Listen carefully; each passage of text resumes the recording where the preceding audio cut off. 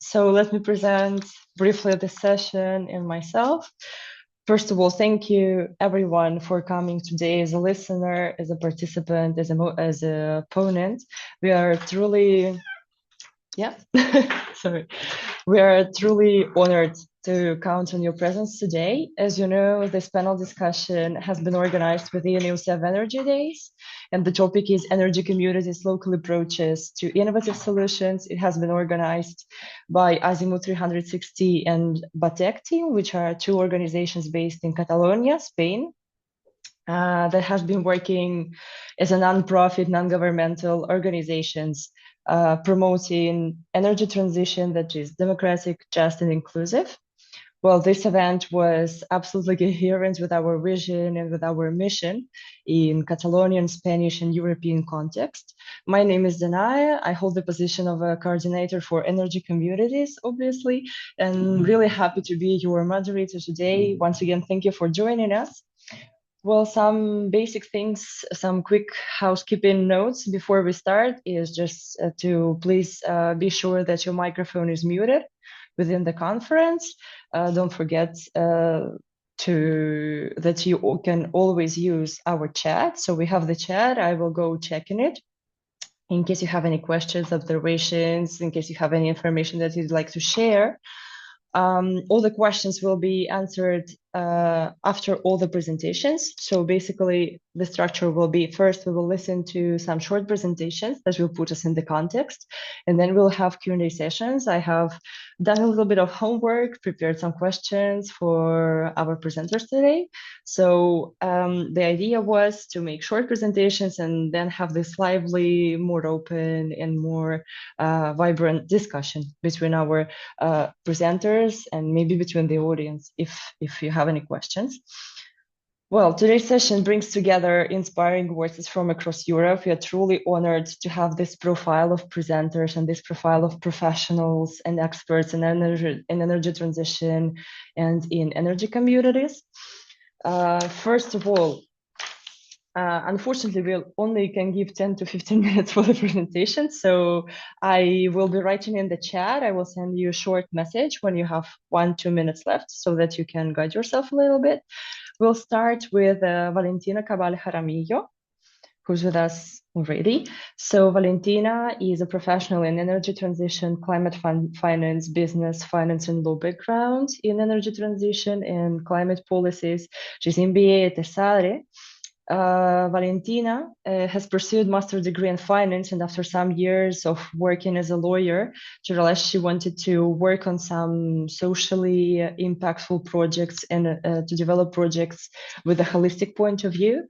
So we are looking forward to hearing from Valentina and hearing all her background and extensive knowledge on finance and legal framework for energy communities, which are two topics that are crucial and important for our work and for our mission. So Valentina, the floor is yours when you wish to start. Hi, thank you for the introduction. I'm happy to be here. I'm gonna share my screen. Do you see my screen? Not yet. Yeah. Now, yes.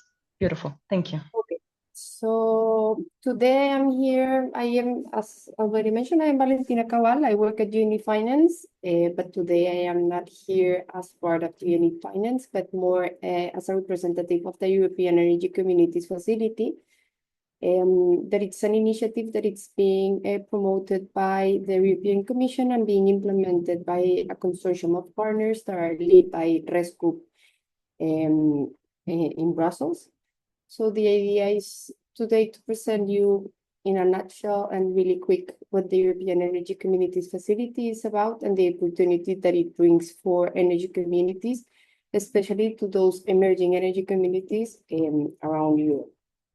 So what's the European Energy Communities Facility is an initiative that it's building and capitalizing the successful experience of three existing or previous initiatives, the European City Facility, the Energy Communities Repository, and the Rural Energy Communities Advisory Hub.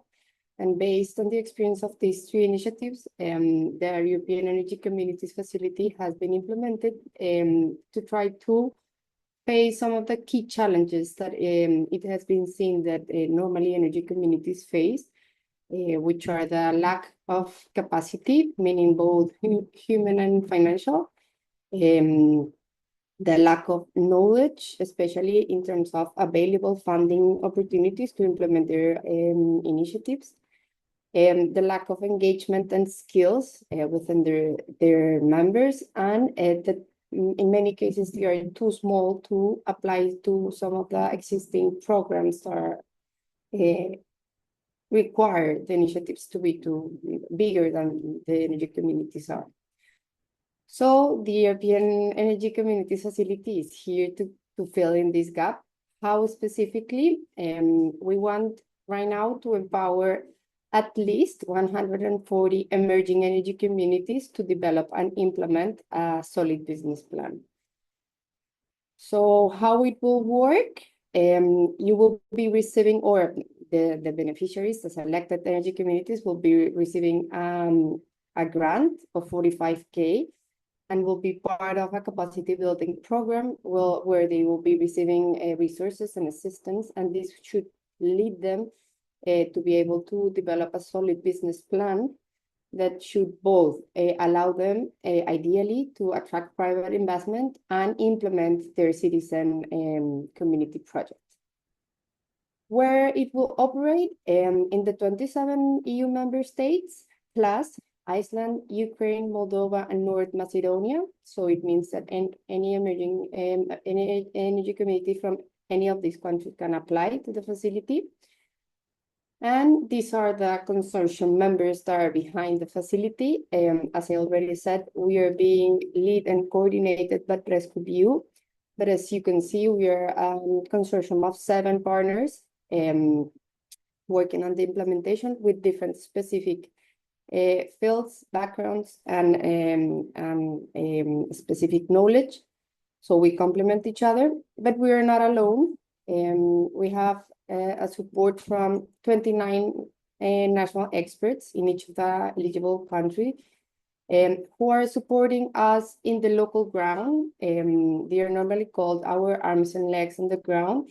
And what specifically they are responsible of doing, they promote the call at the national level in the local language. They support the beneficiaries within the replication process. They are not involved and they cannot, they don't have a say in the evaluation process, but they will have a check of the feasibility check of the pre-selected applications. And later on, they will help us monitor the development and implementation of the business plans, and they will be supporting as well those non-selected participants or applicants if they want to reapply in the future second call. So for you to know, we will be having 2 calls. The first one, it's already open. It opened the 2nd of June, and it will be open until the 30th of September. And then we will having a second call in spring of 2026. For this call, we have a total available budget of 3.2 million, and we intend to support 73 energy communities.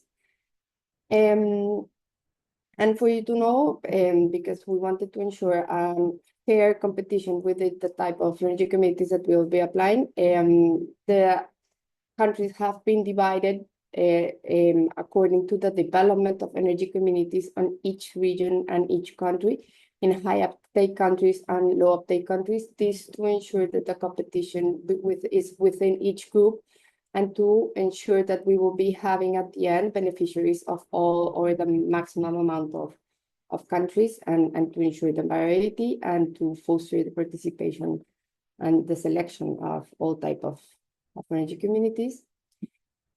Here it's a short overview of what's the timeline of the current first call. So as I already mentioned, the call is currently open. It will be open until the 30th of September. If you want to apply, you need to register through the website and go through an eligibility self-check and then complete the application form. Then once the application phase is closed, we will go under the evaluation phase. And we intend to have the final list of beneficiaries by the end of this year, and to be able to start signing the contracts and the development of the business plans during the first semester of the next year. Here again, the timeline that I just mentioned.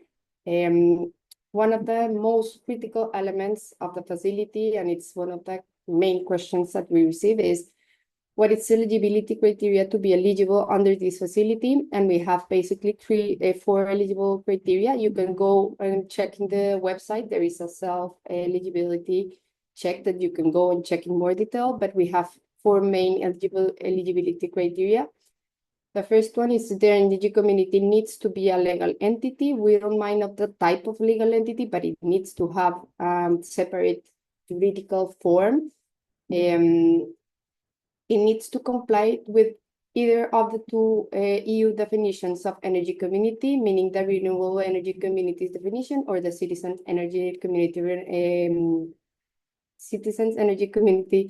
definition. It must be based in one of the eligible countries that I already mentioned, and they need to commit to complete the monitoring and impact measurement questionnaire that will be sent once the business plan is completed. This is more or less the eligibility criteria. And here, I won't go in detail because it will be too long, but just for you to know which is the evaluation criteria. We have four main criteria. Each of them has a specific maximum score, but there is also a minimum score, both for each of the criteria and as a whole, to ensure that we will be receiving a high quality of proposals. So the maximum is 25 in as a whole, and the minimum threshold is 15. And in case you want to go and look for more information, here is in the website that it's, I don't remember right now, but I can check. You can go and check for these under the Apply tab in Call Documents and FAQs. You can find these three documents where everything is explained in detail, and any possible question that you might have is answered there. But in any case, you still have questions. There is a link for help desk where you can send the questions and they will be answered mostly by the national experts. You can even send the questions in your national language that they will be answered. One thing that I forgot to mention is the application. It's in English, for you to keep it in mind. And here it's the button to apply. Under the apply now, when you enter the webpage, is there, and it's, I think, easy to follow. Here the link once again to the help desk if you want to send any question. And yeah, this is more or less my presentation. Thank you so much. Thank you so much, Valentina. So if anyone has questions, you can write them in the chat. We'll save them. The website, sorry to interrupt. This is the link. Thank you. Well, I feel like we have had like this full introduction to this very important initiative from the Energy Community Facility. I feel like for the presenters and for the participants, this information is absolutely essential because we do have projects that may benefit from this support. I will save the questions for Valentina for later for panel discussion. Just one quick question to proceed from one presentation to another. So we have discussed all this process of presentation and preparing the documents, and we see that energy communities will receive as much support as possible. Now the question is, so the lucky ones who get to win this year, what kind of work will be prepared for them for the period of execution of this project? So we have this business plan, but business plan is a kind of extensive concept. So for example, what energy community will be able to do with this support? So you will be receiving 45K, and the 45K can be used as you want and decide to fulfill and be able to fill in a template of a business plan that we will be providing you. This business plan will have different sections, but for you to get an idea, you will have the technical analysis, legal analysis, stakeholder engagement plan, the specific, clear, and more in detail description of what you intend to do. So there will be different sections. You can decide, for example, if you want to hire an external consultant, it's completely on you to do so. The only requirement is that by the end of the 6-month period, you're able to deliver the business plan template entirely as we handle it to you, and it will be validated based on this. Important, as I already mentioned, there will be a capacity building in parallel to support you in the development both of the business plan, but also in the implementation plan. Because we want to make sure that anything that you are planning in the business plan as a whole, that you have a plan for implementing it. So there will be modules in both sense, and the idea is that we'll be able to support you as much as we can, both economically with the grant, but also with helping you build the skills and the capacity needed to design and implement these business plans. Well, thank you so much, Valentina. I feel like all the energy communities are now excited, already checking the link and getting ready to prepare a business plan. Thank you so much, Valentina. So we'll get back to this definitely when we have more questions during the panel discussion. And now we will proceed to one of the leaders of energy communities, one of the leaders of the project and of the very concept of energy community from the very beginning of construction of this energy transition element. So we are proceeding to Ana Džokić, who is a co-founder of Serbian organization based in Belgrade, Ko gradi grad, which is translated by Who Builds the City, because Ana has also extensive background in urban planning and urban design in a sustainable, inclusive, innovative way. Anne is also a co-founder of an organization based in the Netherlands, which is named City in the Making. So we see all this connection between energy and city, which is interesting because, for example, in Catalonia, we don't have that many urban energy communities. Most of them are rural, so we'll talk about it, I guess. Anne is also a board member of European Cooperative Society MOBA Housing and a co-founder of energy cooperative Elektropionir in Belgrade, Serbia. So we are looking forward to hearing all about this energy community, all the innovative solutions, barriers, and successful stories from Ana. Ana, the floor is yours whenever you're ready. Thank you. Thanks a lot for this invitation. I'm calling you from a remote area, so if the internet is not so stable, please bear with me. Thanks a lot for this introduction. I will try to share now my screen and tell the story of Elektropionir. You introduced all the things that I'm part of, but I will not speak about all of them now. Just one moment.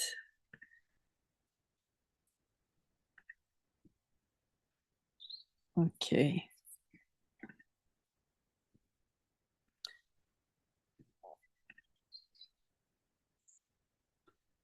So I think that we have started in Serbia with something that is exciting but also challenging with Elektropionir.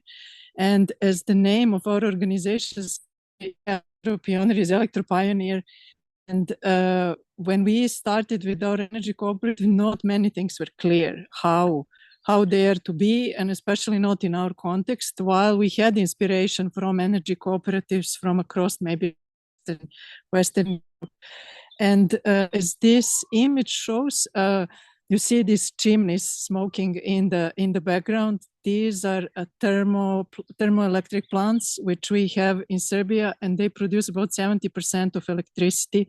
And this transition from lignite, most polluting coal, is very difficult and slow. And somehow we hope that with this, our energy cooperative inspire other people also to join the path towards different future. My personal involvement with energy production started somewhere, now it's 2012 25, 2008. So what is that, 17 years ago, when together with my partner and a friend, colleague, artist, we developed a project which was called Fruit and Energy Farms in Sweden, in Knivsta, a small place in Sweden, where we installed solar and a small wind turbine to produce energy that would feed this schoolyard with lights, and also be sort of educational element for kids in this area to learn about energy production. It was a time when the film about climate change that Al Gore made came, with the time when we started this project, so it's about 20 years ago. And there was already at that point somehow fear of how is this future going to look, but also on the other hand, the potential that we saw about involvement of ordinary people in energy production. And then somehow to bring this closer to home, in 2016, me and my partner, we installed this small 2 kilowatt solar power plant on our roof. And we came across the barrier which we didn't know about, and every company is already installing a small solar on the roofs of people, but we had no possibility actually to feed the surplus back to the net. And at that point, we decided to somehow use our case, become a guinea pigs in a way, and share this story and walk the walk through institutions and find how this can be done. And it was very painful in a way, because we had to switch off our solar power plant for 2 years, then to install a limiter so that we can at least use some of the electricity. At that point in Belgrade, which is a city of 1.7 million people, there were 5 cases in which DSO was like dealing with some organizations, and none of them was private, that wanted to install solar. And this story somehow spread through social media. There was one particular video that was seen by almost 500,000 people, and it was clear to us that this is obviously people have hunger for their own energy production, but that all the limits were there. And at that point, we decided, we somehow mentioned in this video the possibility of energy cooperative. And somehow that provoked a group of people, some of them to contact us. Most of the people that you see in this image, actually none of them I knew before 2019, and we came together, 8 of us, enthusiasts, so some of them researchers, some of them people that were already activists in the field of climate change, some of them accountants. So there's different field, and we established Elektropionir, and the principle that we had from the very beginning, which we follow, is learning by doing, and create conditions for others to follow.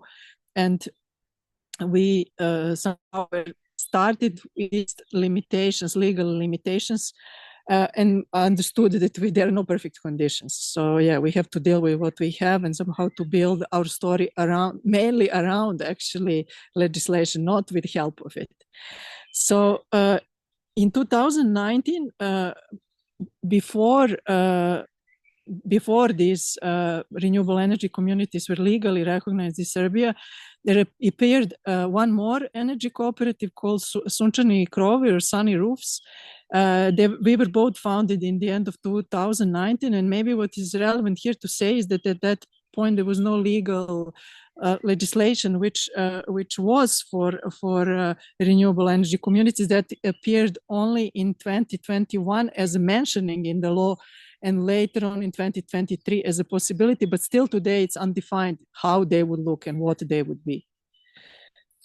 And one of the first things that we started, as we were learning ourselves how to walk this path, we decided to start a course which is called Solar Tech to the People.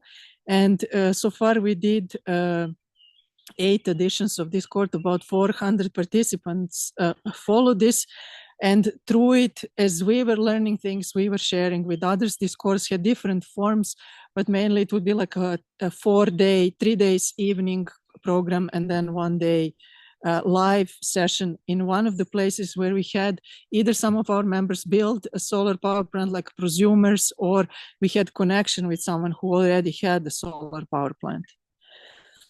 And one of our members, our youngest member, actually joined by approaching us with a story about his PV prosumer power plant on their family house, and that became one of the of our energy. And I thought now to briefly show you projects that Elektropionir started. There are 4 cooperative projects in Serbia to date, and 3 of them are made by us. And our first project is started in 2022 as an beginning of 2022 as an initiative to create first cooperative solar power plants in Serbia. The name of the project is Solarna Stara. It comes from the name of the mountain, which is called Stara Planina, Old Mountain, or Balkan Mountain in Bulgaria. And our motivation to start this project there, we were looking for a community that would work with us. This somehow places on this mountain became, in some discussions, really obvious that we should start from the reason was that in these villages there was for a couple of years a very strong fight to stop production of derivative small hydropower plants, which were channeling almost entire pristine mountain small mountain streams into pipes to for private owners to produce hydro energy from these small derivative power plants. And people in this village mobilized, actually huge community, a lot of activists. Some of our members got to know this place because they went to support these people.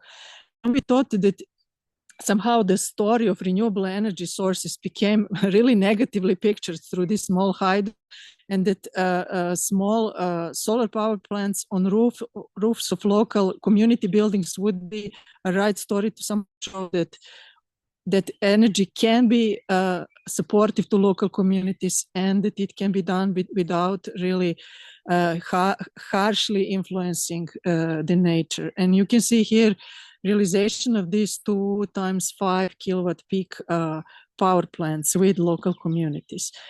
To do this, we started in somewhere exactly around this time, 3 years ago, we started crowdfunding campaign and to collect about 8,000 euro for one of these solar power plants and procedures that we will go. For the other one, we got some money, actually extra, and we saved from our own sources. And we originally thought to make one, but when we started to talk with local communities, we concluded that there is no way that we can refuse one of them. And also that 2 means that there could be more. And we managed in 30 days to collect even more funding than we originally thought, with which we managed to get a bit bigger capacity of the solar power plants. There was a lot of coverage of this and a lot of positive energy really around this project, a lot of visibility. And one of the things which made it successful is that we managed to have a very good collaboration with the local authorities, with the city energy manager of the city of Pirot in the southeast of Serbia, which is municipality where these villages are. And we managed to sign the contract, which was a contract which makes Elektropionir possible on public roofs to make solar power plants that owner remains of the roofs, of course, the municipality or the city, and that all the income that we generate from this electricity, which is sold, would be redirected to the local communities. And this was the first project of that kind. It took us 2 years to go through legal procedure, which was very long for a tiny project like this. So we can discuss these hurdles later, but for now, I just go briefly through it. And they're operational since August 2024.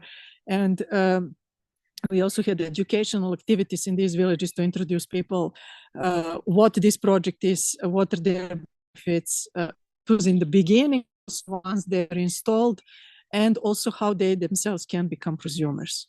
For this project, we also got an award of the Belgrade Feminist Cultural Festival for Energy of the Future, for inclusion of women and men and all generation, village and city people in a just energy transition. Our next is called Solar Harvest, and it started as an idea in 2023, 2024 we installed its first agri-solar in Serbia. It's tiny, as you can see it, for a serious agri-solar, but the first, it's first of that kind. So lifted above the ground so that other cultures can grow underneath. There are berries which are now planted underneath. And in this project, there is Elektropionir as initiator, and also one who builds the project. There is Organella, with which we collaborated. And in this case, we had support of UNDP. And the whole solar power plant was very quickly built.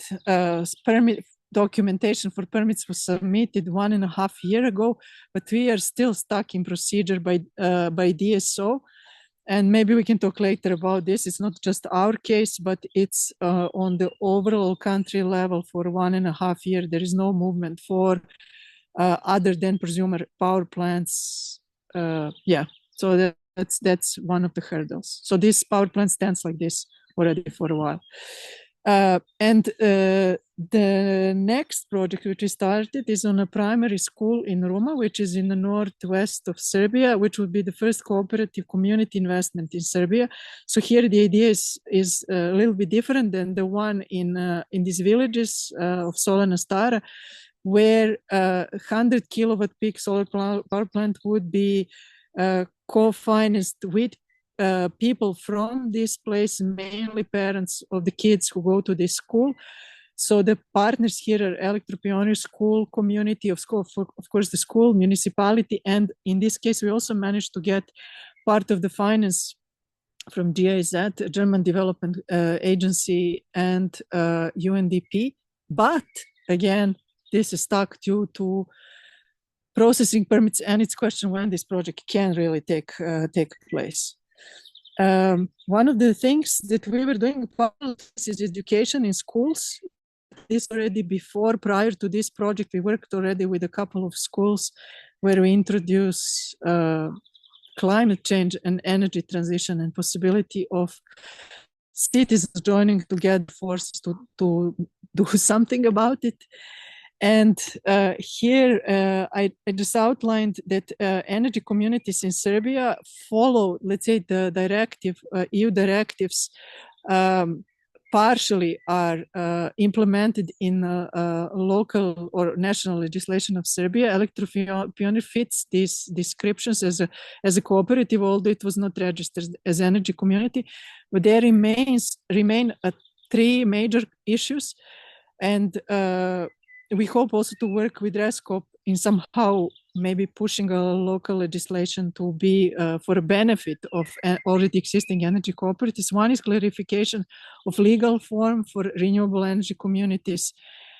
This is in particular because due to the legislation on cooperatives, cooperatives are counted as for-profit organizations, which sometimes can be a problem. And we already had problems a couple of times because of this, applying to certain funds, etc. Permissible distance between community members. Hopefully this would not be too tight, because that would make it really difficult to implement at least first projects. And collective energy consumption and sharing is legally not possible.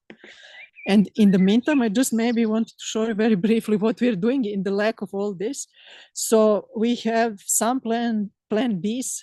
One is that we started to approach prosumers that don't have financial means on their own to realize small-scale projects. And we hope that through this way, we can support them to build them as with the corporate as a pre-financer.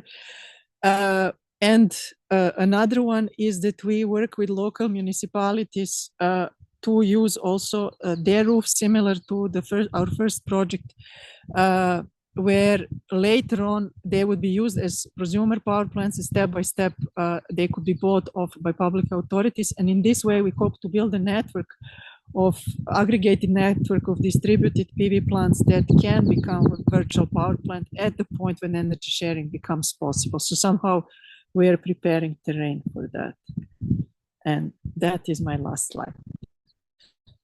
Thank you so much, Anna. Just 15 minutes on point. Exactly. Thank you so much. So, incredibly interesting project. I cannot imagine all the communication that stood behind all those projects with the people who have been, I would say, traumatized, right, by all those hydro projects who were not sustainable, didn't have much value for the local community. I imagine that coming up again with another sustainable technology could be a challenge because people were already suspicious, as to say, right, and there was already reluctancy, some kind of misunderstanding. So I'm really looking forward to asking you all about this, because I feel like your projects are also an incredible example of how energy communities go much further from just generation and other consumption of sustainable energy, but also introduce education, initiatives for gender equality,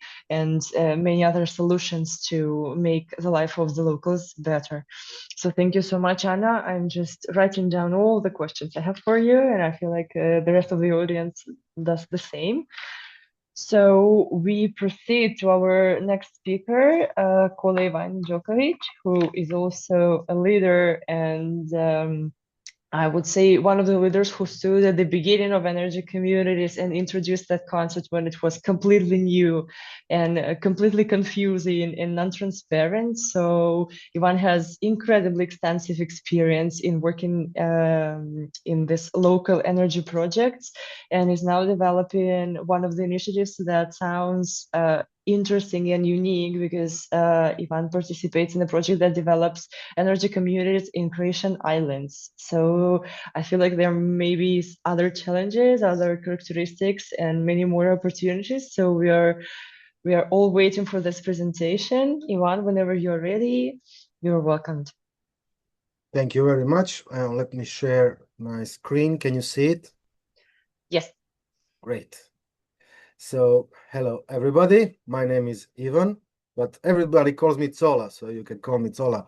It's no problem. I will talk to you about energy communities and energy cooperatives in Croatia and what have we done here. Now, why me? Just to explain my ecosystem. I live in a small eco-village, which is run by the organization called ZMAG, which is Green Network of Activist Groups, mostly doing around permaculture and sustainable living, but also do-it-yourself renewable energy sources, organic gardening, natural building.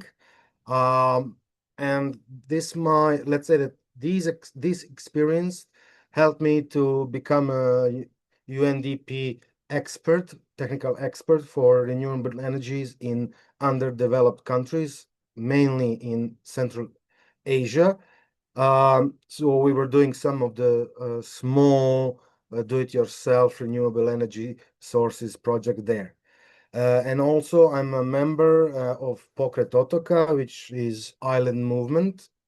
And through this non-government organization, we are doing the sustainable development on Croatian islands. But my core is energy cooperatives. So I'm a vice president of General Assembly in Zelena Energetska Zadruga from Zagreb, Green Energy Cooperative. Novi Otok, because my family comes from the island of Korčula. And of course, lately we founded energy cooperative Apsirtides, which is the Cres and Lošilj archipelago. So to tell you about these projects a bit, so Green Energy Cooperative from Zagreb, now it was founded 2013, and it became a leading organization in this region that builds coordination for faster development of citizen energy in general. So we did a lot of projects.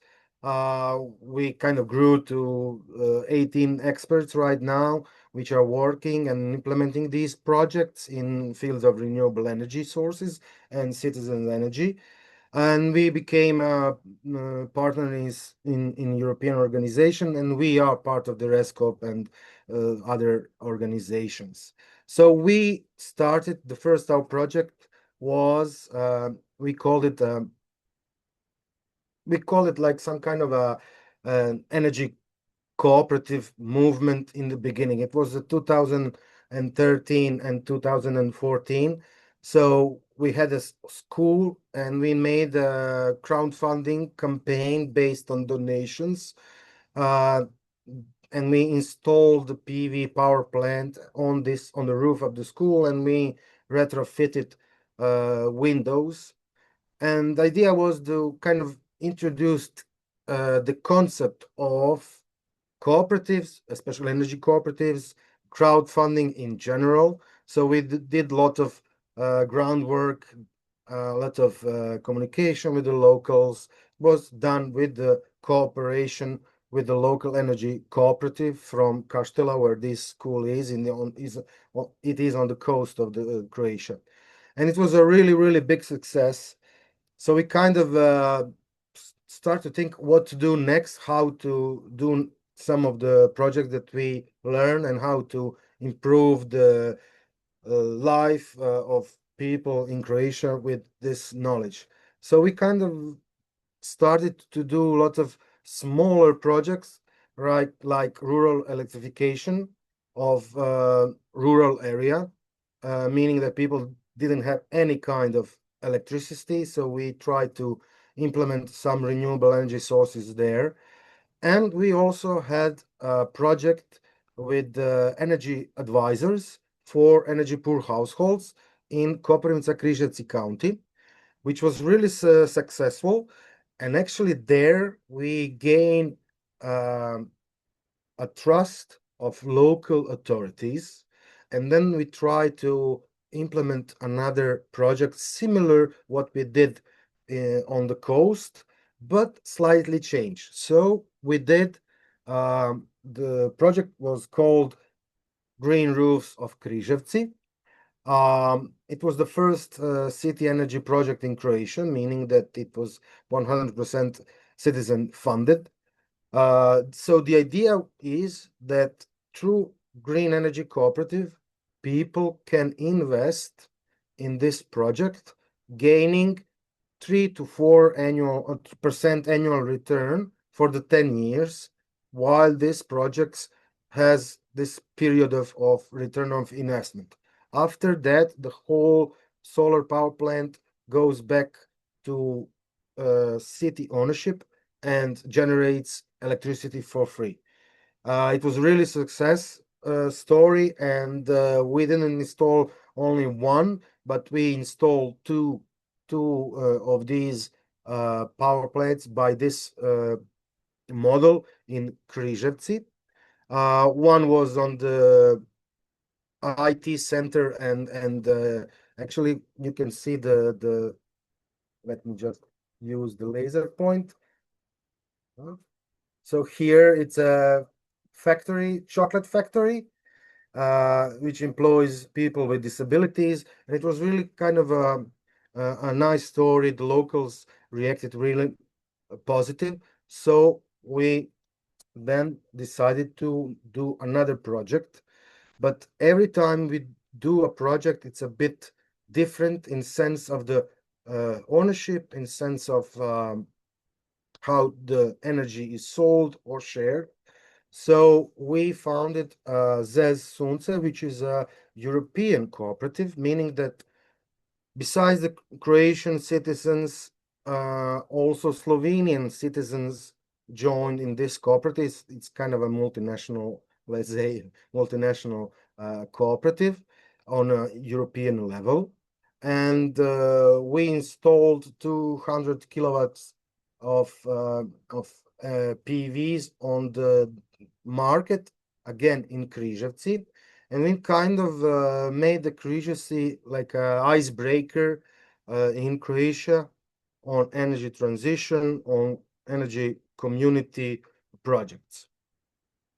And we use this as a lighthouse for other local authorities and communities to kind of replicate this kind of projects. So the other stuff that you mentioned that I'm involved, I'm also involved in Pokret Otoka island movement. So we are focused on Croatian islands, and our idea is to implement all this knowledge from our experts on the Croatian islands, because we have like a saying in Croatia, the more south you go, the sadder situation is, meaning that when you are around capital, you are really exposed to information, to happening, to projects. But on the south part of the Croatia, kind of it's a lack of experts, of happenings, of projects. So we decided to what have been learned in Križevci, which is north part of Croatia, to implement on the Croatian islands. That's the reason why we started with ETO platform, which is Energy Transition Otok on Islands, when we can share this information. And we started this in 2017, and we jumped on the train with clean energy for EU islands. It's EU Commission program, and we became a national partner for energy transition on Croatian islands. And later on, like a year and a half ago, we started with live project ISLET, which is promoting renewable energy sources, special energy communities on a small Mediterranean islands. Idea is that we can transfer this knowledge from our partners, meaning Greece, Italy, Malta, and Samso Island. I guess you all heard about Samso, meaning that they were like the first one that in 2007 they were energy independent, and we all see this Samso Island as a beacon in dark, and we try to implement what have been done there. So we kind of, let's say, choose, or it was a natural filtration that island of Cres and Korčula became our pilot sites. Why? Because Cres and Korčula were the first islands in the first mandate of Clean Energy for EU islands, and these two municipalities and islands devoted their work to do clean energy agendas. So we started with this. So what was the idea? To create a strategic plan of clean energy transition by cooperation of citizens, academia, business sector, and local authorities. So idea is to make like a strategic plan how to do decarbonization and how to finance energy transition, but including community. From this, so we kind of see, okay, when we did this plan for these two islands, we saw that on the very base of energy transition is including community.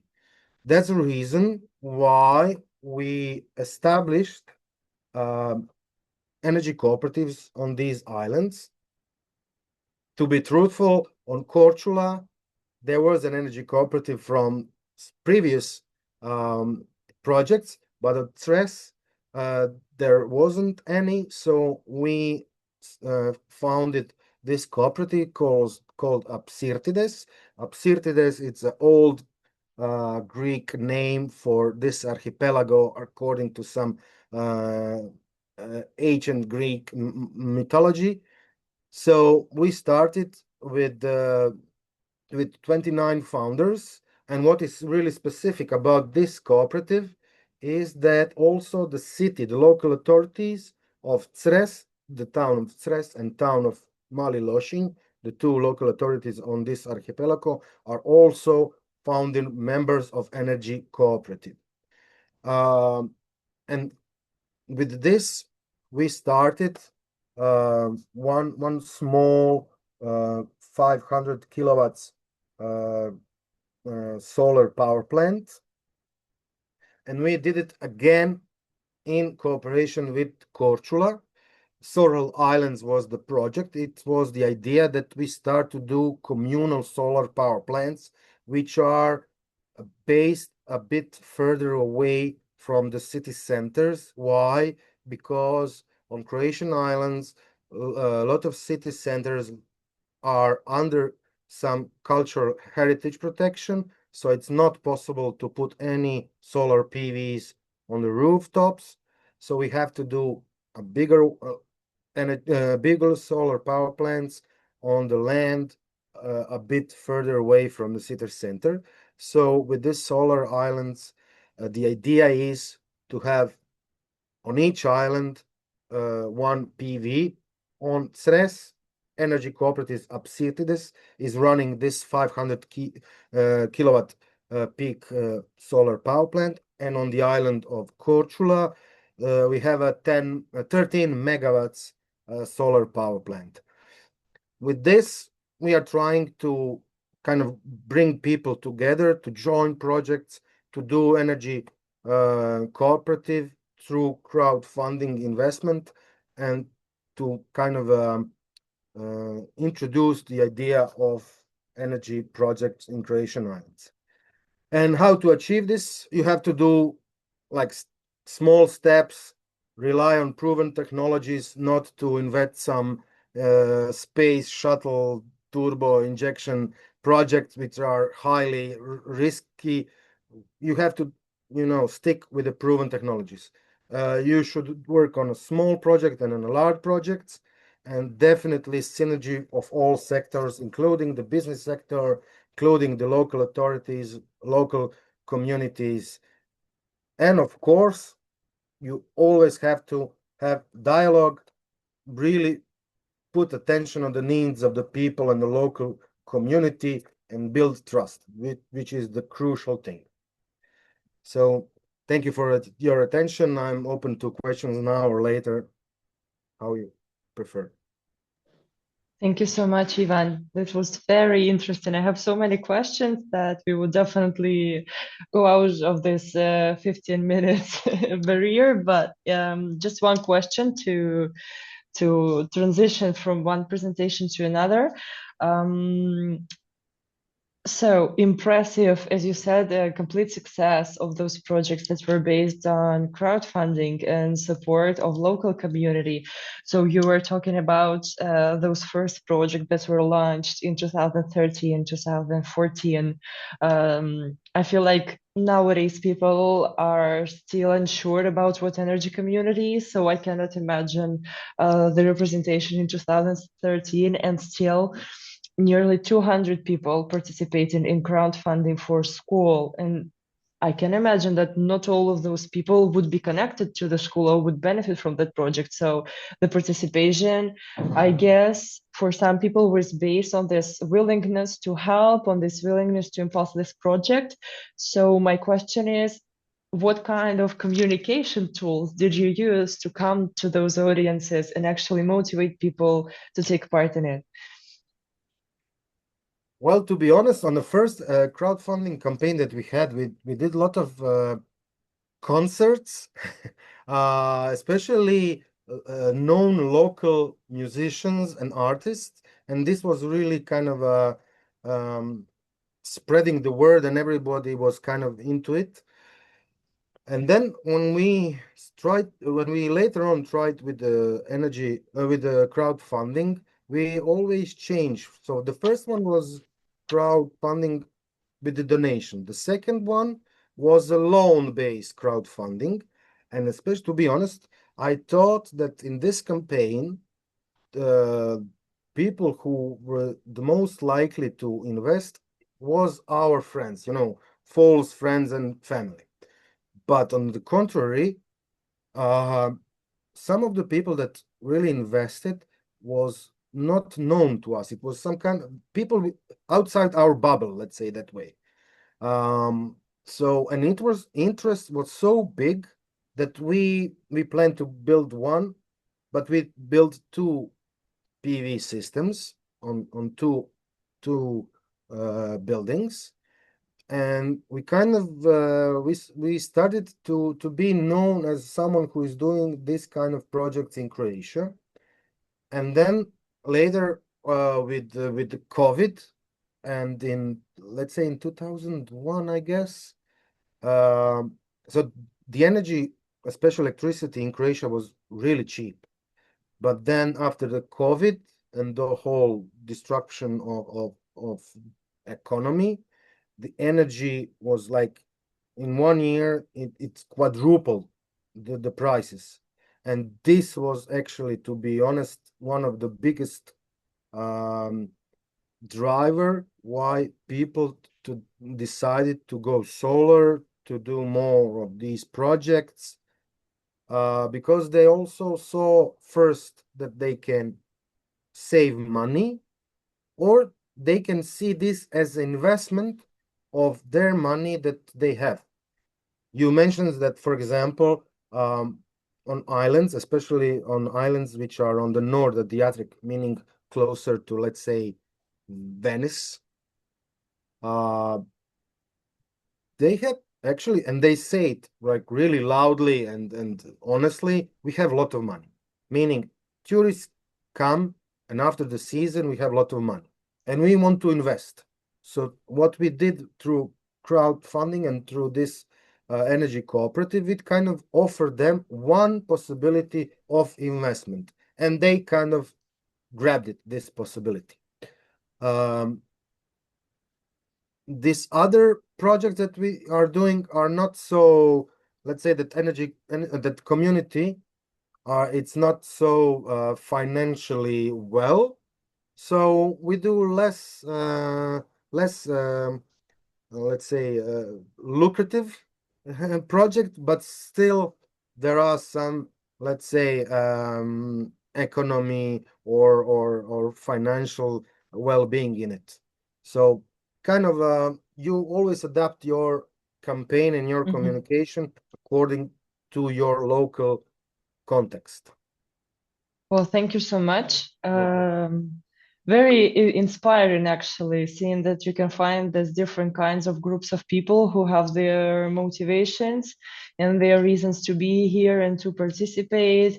And definitely those islands closer to the north who say we want to invest. I feel like a little bit of a dream for some of us who give impulse to energy communities. So thank you so much, Ivan. We'll definitely keep talking about this after the following presentations. So now I feel like it's the turn for Dr. Viktoriia Vostriakova, right? So the floor is yours. You can share your screen. And yeah, sorry, I didn't present you, so sorry. So Viktoriia comes in a representation of Ukraine as an expert and academic with a rich academic background. Viktoriia is now working to introduce energy communities to Ukraine. She's working on some policy guidances and some recommendations for local authorities to impose energy communities and implement them in Ukraine as a new energy model that would help the country to restore itself and to keep growing and to keep developing its energy system. So Viktoriia, you're welcome. Good evening. I'm very pleased to be here today with you. As it was already mentioned, we are not an energy cooperative or representative of energy community. I represent a non-governmental organization. Unfortunately, we don't have yet successful practices or cases which we could share. But our organization also had, for the last several years, we were active in promoting citizen-led renewable energy initiatives in Ukraine and sharing European experience in Ukraine. Also, we are very proud that this year, in 2025, we serve as national expert in European Enercom facility project. During this year, I won't tell everything that Valentina already described, but I encourage all the interested in participation in this call, just go through this QR code and discover the application process and all useful information on the site of Enercom facility. I would shift to Ukrainian situation, and I think that to understand why energy communities are so relevant for Ukraine just now, we have to look at the context where we are looking now in. Living now in. I would say that the war in Ukraine has dramatically reshaped our vision and our understanding of energy, because targeted missile attacks on centralized energy system, power plants, substations, transmissions line have made it painfully clear that our centralized energy system is very unreliable in such condition, I would say. Sorry, Viktoriia, I'm so sorry. You are not sharing the slides right now. I don't know whether you want to share them later, just to let you know, because I have it on my screen. yeah, we are now seeing the first slide only, so 1 second then.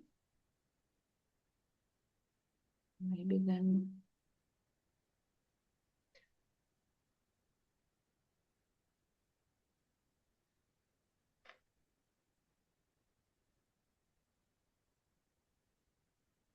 Do you see the full mode or as a no, we only see you know, the PowerPoint app. If you want, I have the PDF. You should just go to, you can just go to full screen. Yeah, I know, but I've done it, and you can see how I change the slides. Do you have a multiple screens? Do you have multiple monitors? No.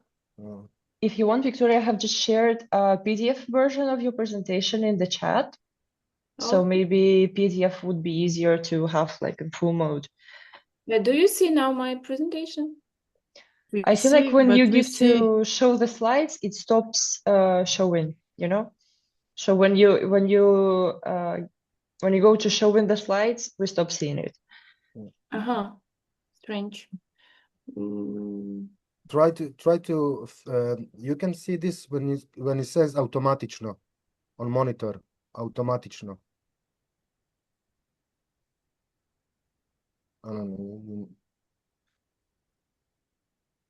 I could share your presentation if you want, and you could tell me when to switch the slides. Okay, maybe you can see it now? Yes, exactly. Great. So we can go on. You can see how I change it or no? No? Yes. Yes. Yeah, okay. Super.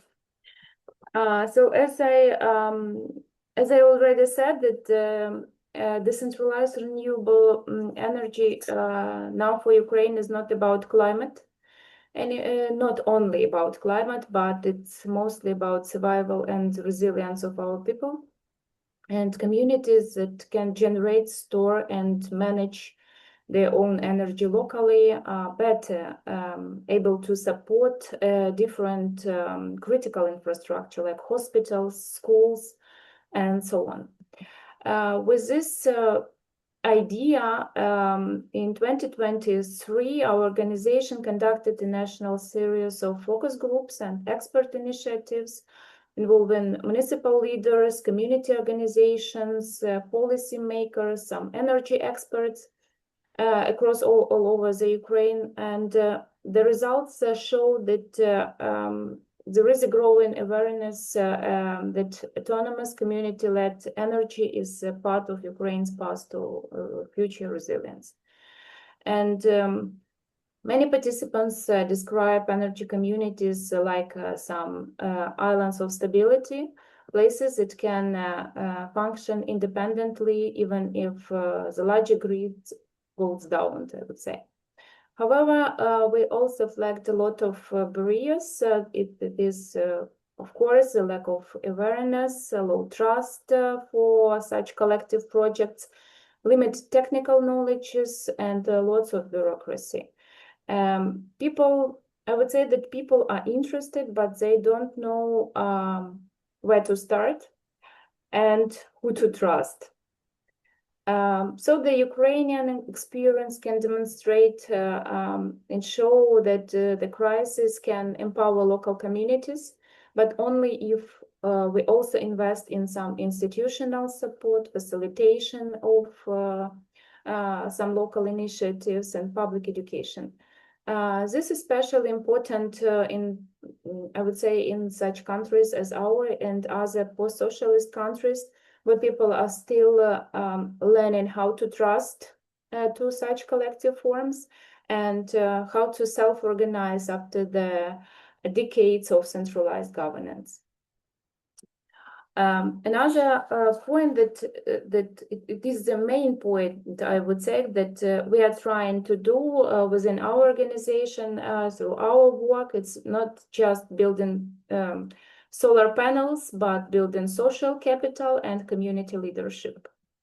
We also have lots of problem in our legislation, because Ukraine's still in the process of developing a legal framework that could be fully aligned with the EU directives.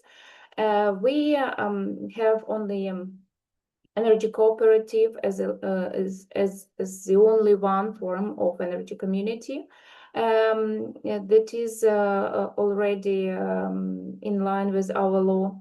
But new legislation is on the horizon. Two drafts of laws are already in the parliament. They are both connected with European understanding of renewable community energy, but they are proposed as totally non-for-profit organizations. Maybe it would be the point for discussion, and maybe other colleagues could share their experience, which organizational forms are more suitable to start from, totally non-profit, or maybe make it more flexible in the legislation, I mean.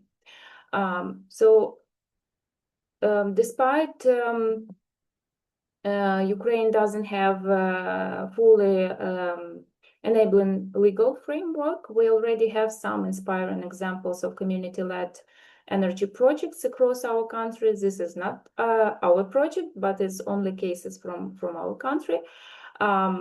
I would like to start from the first energy community, if we can call it so.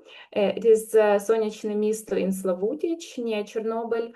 It's the first municipal cooperative where residents collectively invest in solar panels on public buildings, electricity power, local infrastructure. And the income was reinvested in the community. It is very small but powerful step, I would say. This cooperative now have some problems because it was established when green tariff was very powerful in our market. Now it is not the situation that they can benefit from it. So they tried and find different solution how they can adopt their model to the market, novel market condition, I would say. The other case, it's some innovation in agriculture sector. We have numerous cooperatives like Zlavoda in Zaporizhia, Oberig Agro in Mykolaiv region, and Lysiaten community in west part of Ukraine. It's mostly agriculture waste cooperatives. They use waste to make fuel briquettes. With the support of international programs like EU, UNDP, and Canadian donors, this project reduced heating costs in the local community. In terms of scalability, I would say that we have such projects only because it was supported by the donors. Local initiatives are unfortunately very low now. Maybe it is connected with our conditions, that we are in war, that nobody wants to invest in something that you don't know whether it would need, you will need it, but still we have some steps that were done. And more broadly, I would say that on our, it's like now our national trend that solar panel installation on critical infrastructure are growing in almost all the regions of Ukraine, especially since the war began. However, most of these installations are still funded by international donors, not community by itself. But also we have a great example from Vinnytsia. It's my original city. Here a solar system have been installed in hospitals and transport depot, or even some housing cooperatives have some installations. What's more, our local government has introduced some financial support for businesses, for local businesses, to install energy sources combined with storage systems at their own premises, with the aim they can prolong their work and produce some products during blackout that we from time to time have in our energy system. And I would say that from the beginning of this program till this time, as of June of 2025, more than 100 businesses in Vinnytsia installed such renewable energy sources, and total power capacity almost 18 megawatt. To compare with, for example, with city's peak consumption, it's about 200 megawatts. So I would say that this program is quite successful, and we see the potential in the city to develop very similar program, for example, for community energy. All these examples, I would say, showing some growing movement that we have in Ukraine. People try to take some initiative, use local resources, and build energy independence, even in this condition that we have from bottom-up approach. I also would like to introduce our initiative as an organization. It is conducted in Vinnytsia as the first city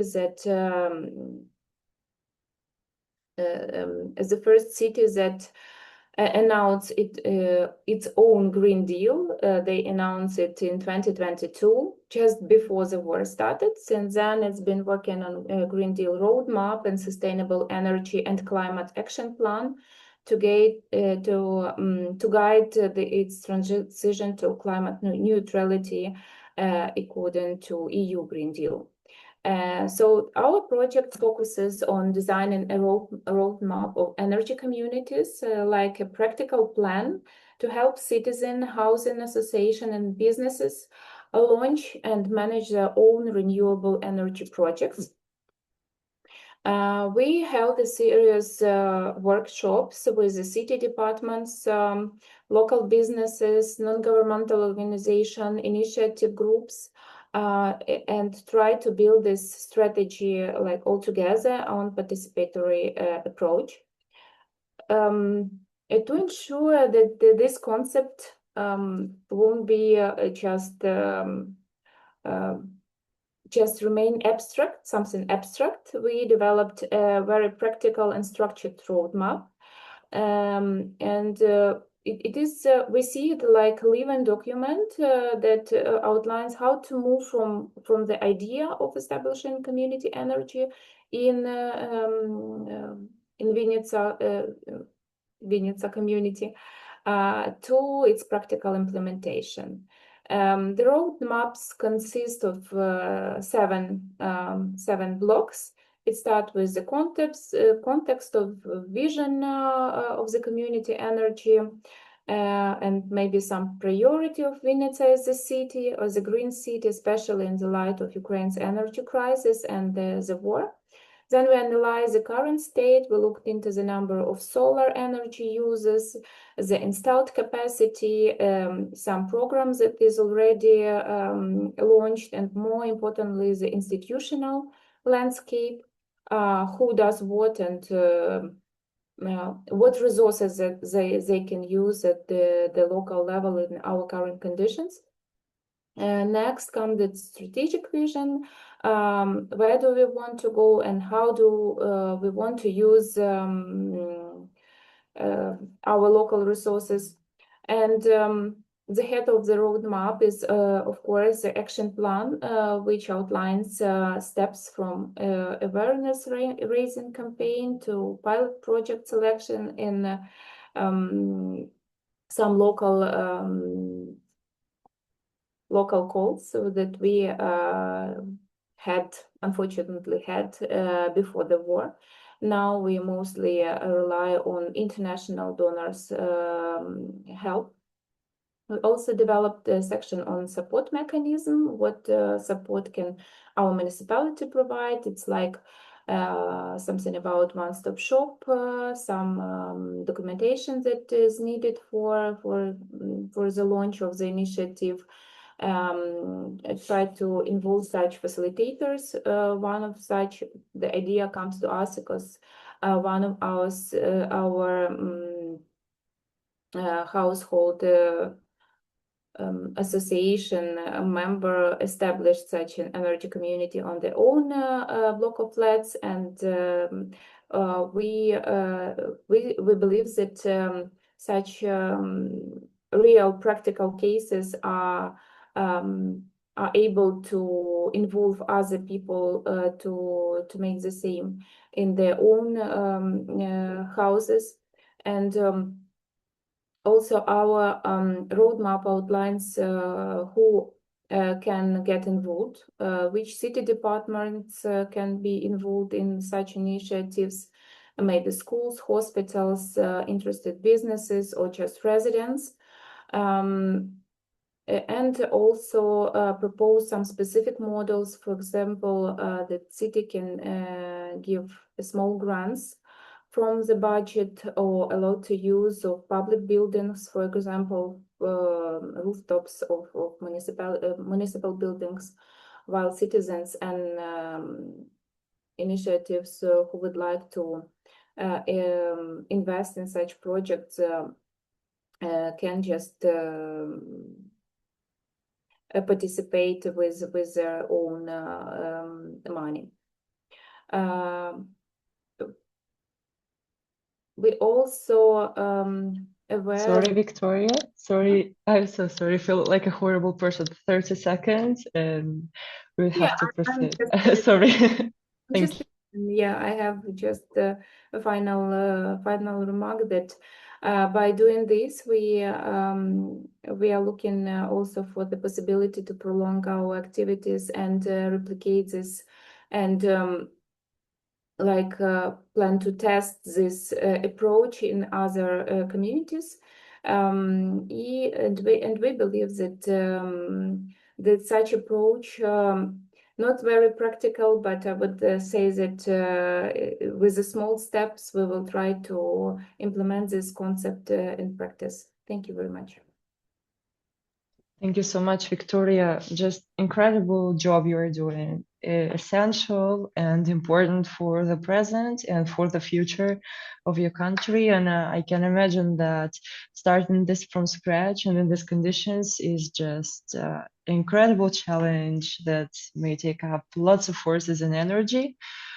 One short question, and we'll proceed to our last presenter. So, Viktoriia, you were mentioning that energy communities, in your case, is a model and a solution to shift from completely centralized energy system to more local solutions and to give more independence to local neighborhoods. So, about a month ago, in Spain and in Italy, we have lived a total blackout for several hours. So we had no electricity at all. And we are now leading several energy communities who live the same blackout, because energy communities we have are connected to the general grid. So when the grid wasn't functioning, energy community for some protection settings could not function as well. So those people who participated in the energy community didn't have any energy, and we received kind of complaints or probably comments from people who were surprised, because they saw that if they had energy communities, their own solar panels, they would be protected from that and they would have their own energy.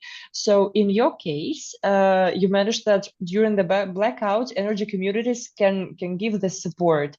So what kind of technical connection do you have between general grid and local installations that permits local installations to function while the general grid is blacked out?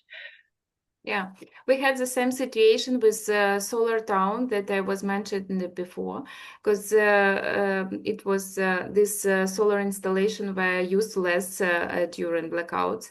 But now when we develop a new business models and possible schemes, we always use storage system, and also some of our owners of some renewable projects, they managed to use generators to turn on the station, not having the direct connection with the grid. Okay, I see. So we have this solution, but we still need to work on it to become more universal. Of course, but all the programs that we have now for renewables in Ukraine, they're all connected with storage. Okay. And the hybrid inverters that can be useful in such cases. Definitely. Well, I feel like those who are working with energy communities see that storage and batteries are just becoming the future and inheritable part. I feel like most of the energy communities that are to be created will count with energy storage. Well, thank you so much, Viktoriia. Incredibly inspiring presentation, and we hope that the scale keeps growing and you have more and more success stories to share in the future. And now we proceed to our last presenter, to Nadia, Nadia Smith. So basically, to make a short presentation, Nadia would represent energy communities that are developed in London and in England. Nadia is an energy and web consultant and advisory board member and business mentor in Energy Learning Network. She's working with Community Energy London. And interestingly, Nadia in 2019 has won the Young Champion Community Energy Award, which recognizes young people who have shown incredible dedication to England as well as community energy sector. I feel like this status and this profile is incredibly impressive, exciting, and we're just looking forward to your presentation, Nadia. So whenever you're ready. Thank you. Thanks for having me. A very, very generous introduction as well. Can I just check firstly that everyone can see the slides? Yes. Yeah, we see it. Perfect. Thank you. I feel like there's been a few themes that seem to be coming up from all of the presentations. First one being everyone seems to be working despite the policy climate that they're in, rather than with the policy climate. And secondly, it seems that everyone is really having their community energy group flourish out of a moment of crisis in essence, and I think that's where communities come together best. So really glad to be sharing insights from England. I have worked with a number of community energy groups, both rural and urban, and there's quite a big difference in England across the landscape for the two. So I'm going to start off talking a little bit about what kinds of activities community energy groups do in the UK, and what kinds of formats they take. But I will make sure to note that actually England, Wales, Scotland and Ireland have quite different policy climates. So I'm going to talk specifically about my experiences in England. So they may be slightly different in the other areas.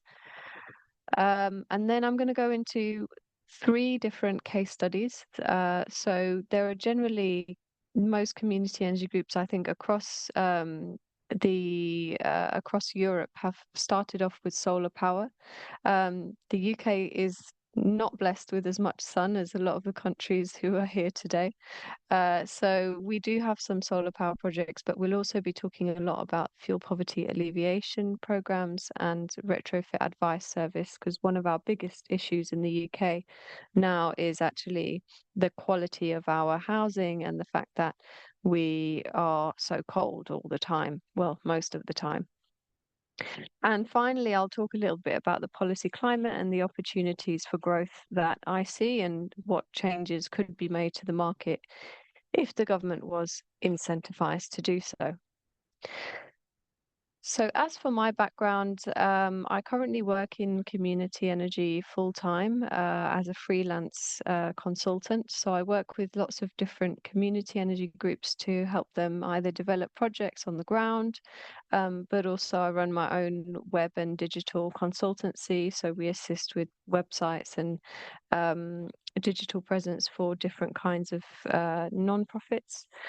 I've worked with a range of, like I mentioned earlier, rural and urban groups, and I'll highlight the differences there in just a moment when we talk about the case studies.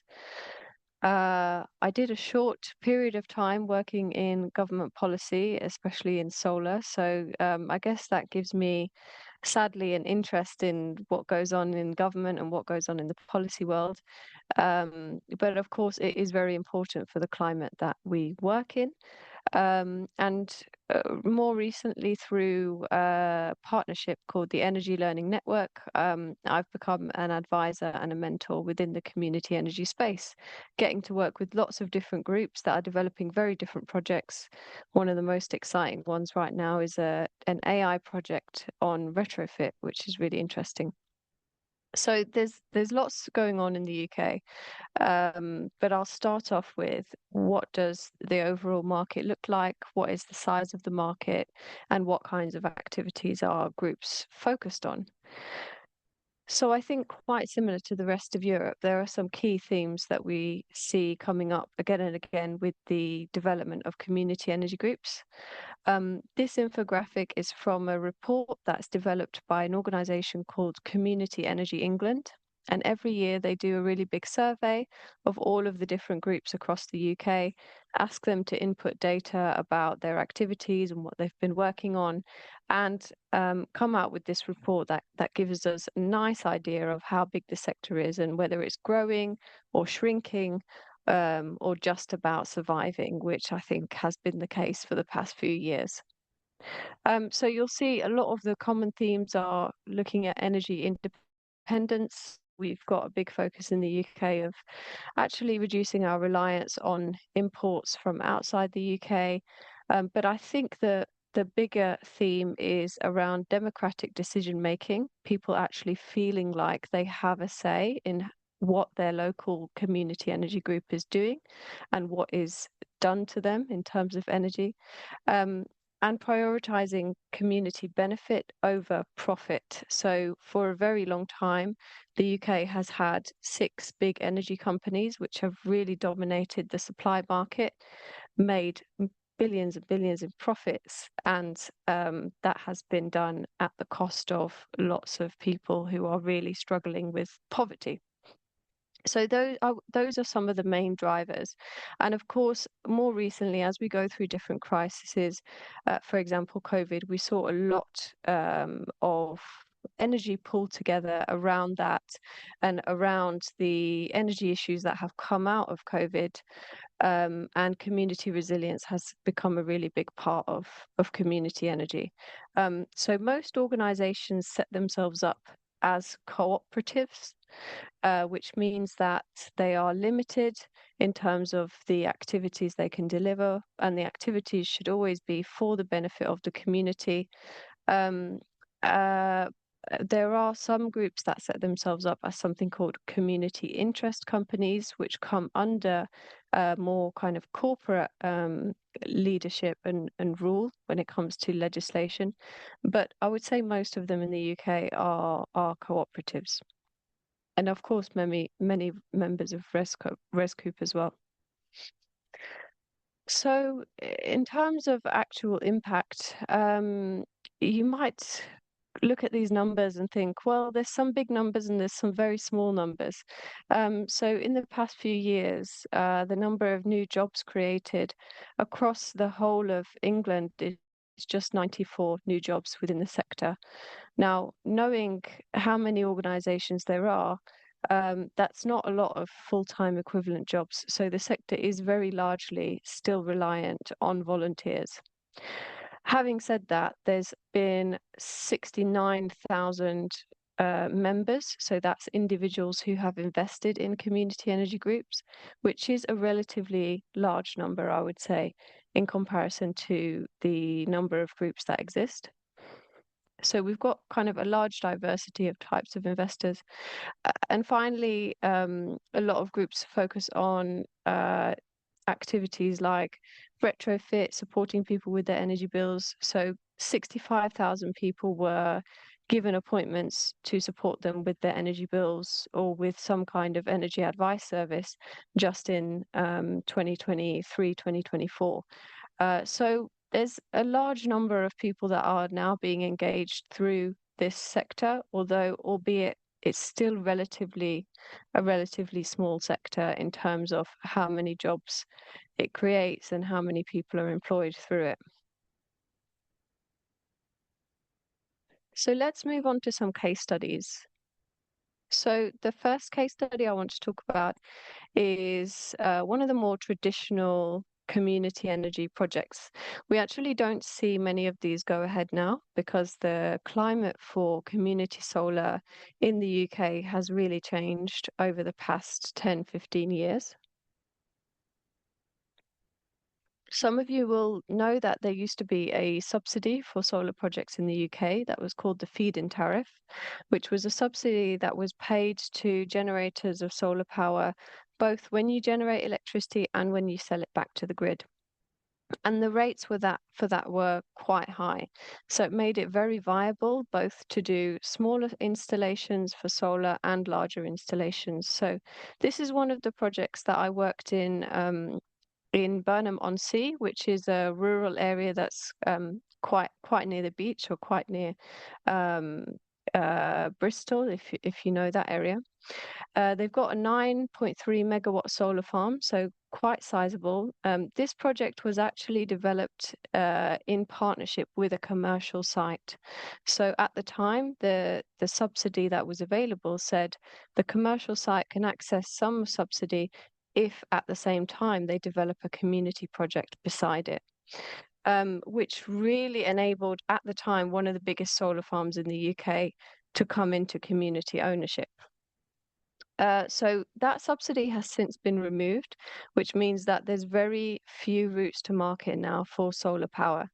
Just to give you a comparison, the rates that you used to receive through the feed-in tariff in its very early days were around 24 to 25 pence per kilowatt hour for every kilowatt of electricity that you generate.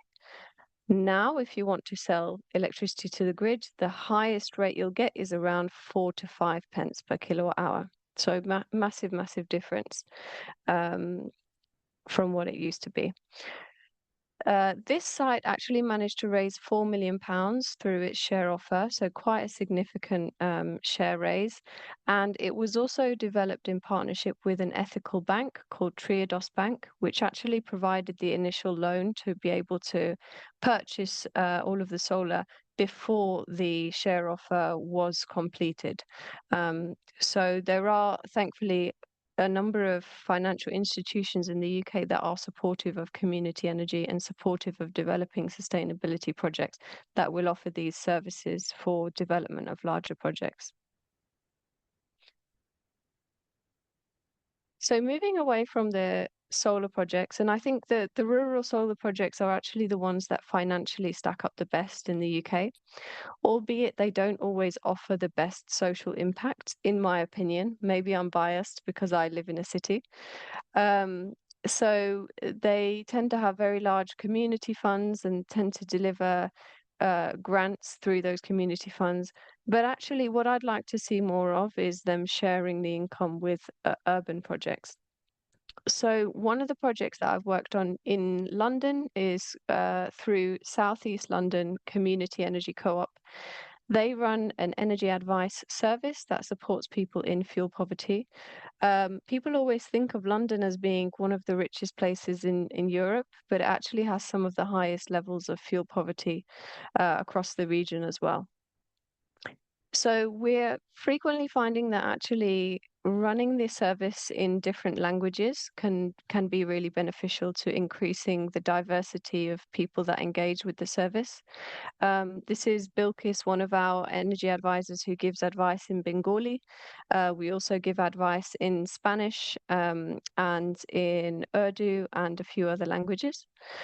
So that has been really successful for us. And the service essentially supports people to actually access the discounts and the grants that they are already eligible for, but don't necessarily have access to because they don't know how to negotiate it with their supplier, or they don't know how to fill out the forms that they need to fill out. And we often find that people are struggling with multiple issues that are not just linked to energy. So we're starting to try and develop partnerships with other organizations who can help people with different aspects of their lives. So partnerships with mental health organizations, partnerships with debts and debt recovery organizations, and partnerships with perhaps organizations that support with legal status and housing rights and various other issues if they're in the private rented sector, for example. The funding for this is really complex and really tough because there's different funders that offer very small pots of funding. Some of it comes from energy suppliers, actually from funding where energy suppliers have been charged fees for activities that they shouldn't have done, and then that has to go back into the community. And other funding pots are kind of more philanthropic organizations, or local authorities also get involved with this as well. One of the struggles here is that the funding is often quite short term, project based, quite specific to the clients that you can use the funding for.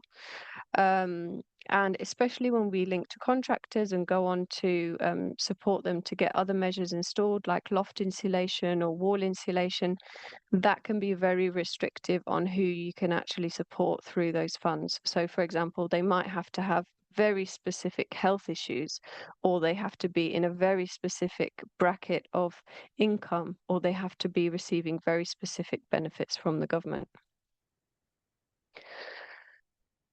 The last part of the case studies is retrofit advice. So this is an area that we've really seen grow in, I would say, the past 2 to 3 years in the UK, partly because the government started to have a bigger focus on retrofit, on upgrading our homes and making sure that they don't leak out all the heat that we put into them, essentially. 1 minute left. Great, thank you. We just got one more slide after this. So this is an advice service that was actually launched. There's been a few different iterations of it. So there was a group in Manchester called Carbon Co-op who did one version. There was a partnership between 2 groups in London who did a version called Future Fit Homes. But essentially it's around giving advice to homeowners and tenants who have the funds to invest in upgrading their homes, but just don't know what to do with those funds. And I think in the UK, there's a lot of apprehensiveness around where do I actually go for advice? Because if I go to the installer, they're going to tell me whatever's easiest and whatever makes them the most money. So where do I go for this independent advice about retrofit? So these programs have been really successful in terms of engaging people, in terms of actually getting them to understand what retrofit is. But again, they're reliant on innovation funding, they're reliant on philanthropic funders, and they tend to be 1 to 2 year maximum projects, which is where the struggle is. So I've talked a little bit about the struggles, and I'm just going to round off with a kind of a policy outlook. I'm not going to go into depth on each of these issues because we don't have that much time. We could go on all day with policy, as I'm sure the rest of the speakers would agree. But some of the key issues that are coming up across England for us are access to grid connection. We're finding specific areas of the grid where organizations are waiting months and years to have access to grid connection, although that has improved with the entry of the latest government, who have actually removed, there used to be a ban on onshore wind, and they didn't allow any development of onshore wind, so they've now lifted that ban, which has been great. And there's also a lot of work going on around reforms to grid connections and prioritizing local power. Local authorities, we tend to find that every local authority has its own understanding of community energy, and a lot of them really lack capacity to engage with community energy groups. So we'd like to see a clearer strategy from central government and more funding around this. With energy supply, I mentioned earlier, there's generally very little route to market to actually sell your power to the grid at a fair rate. So we would like to see some more developments in that. And cities are generally at a very big disadvantage here, because the costs of installing solar power on rooftops are a lot higher than they are putting solar power in the ground on a larger scale. Funding security and volunteer reliance go hand in hand. We are finding that there's thankfully been a new fund introduced across the UK, which is called the National Community Energy Fund, and that does support groups to develop new projects with at-risk funding for feasibility and for development. Having said that, there's no funding that will actually support the development of a group that's not tied to a specific project. And that can be problematic, because where do you fund your CEO? Where do you fund your marketing costs? Where do you fund the costs that don't fit with a specific project?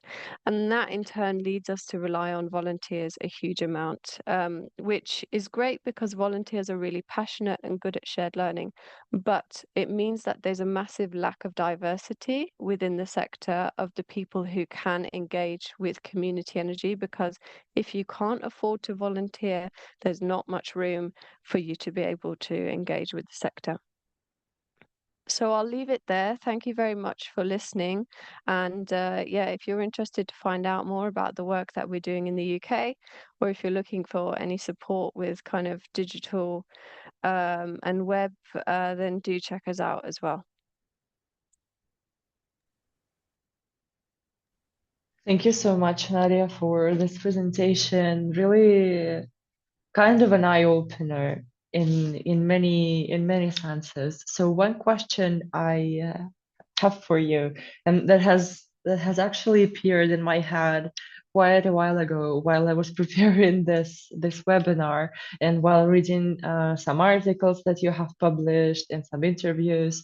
So you have referred to this specific conditions of England and Britain in general, given that climate conditions are maybe more severe than, for example, in Spain, right? So in Barcelona, probably we do not suffer that much during the winter. So you have referred to the work with people who may be at risk of energy poverty or social exclusion that you are developing this project. So we have some energy communities who have energy installed and willingness to share this energy with the people who may be at risk, right? So people who would actually benefit from it and need this energy. But we face this administrative barrier and social barrier even while thinking on how do we approach those people? How do we find it? Because this is a kind of sensitive subject, right? So you cannot just publish on the website of an energy community an open call for the people who consider themselves at risk of social. You don't do that, because this is basically not the way to organize your communication. So which ways have you found in England and in London to get in touch with those people who may need help of energy communities and may need to be included? How do you connect with those people? Yeah, I think that's a really good question. I think on the first part of it, in terms of actually sharing power from solar projects, in the UK, it's just legislatively not possible to do that. That's because if you're providing power to a domestic consumer, you have to be registered as an energy supplier. And the barriers to actually register as an energy supplier are really, really high. You have to have kind of a cash balance in the bank of something billion, and you have to go through a number of steps to actually register as an energy supplier. So that's physically not possible for us in the UK. There have been a very small number of innovation projects that have happened outside of regulation, which have allowed for that. But they've generally been innovation projects. We are also waiting for a piece of policy to come through government at the moment, which is called the Local Energy Bill.